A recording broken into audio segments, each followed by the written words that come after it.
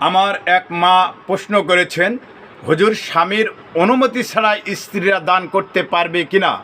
হাদিস, আল্লাহ নবীর কাছে একজন সাহাবী এসে বলছেন, ইয়া রাসূলুল্লাহ, মেয়েরা স্বামীর অনুমতি ছাড়াই দান করতে পারবে কিনা? আল্লাহ নবী বললেন, হ্যাঁ, অবশ্যই স্বামীর অনুমতি ছাড়াই স্ত্রীরা দান করতে পারবে।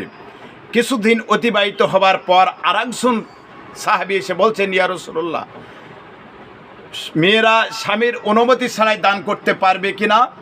আল্লাহর নবীজি বললেন, না, স্ত্রীরা স্বামীর অনুমতি ছাড়াই দান করতে পারবে না। কথা দুই রকম হয়ে গেল।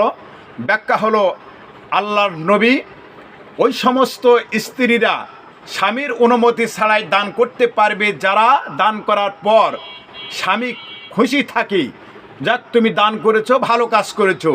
এই সমস্ত এইরকম মন মানসিকতা যেই সমস্ত স্বামীদের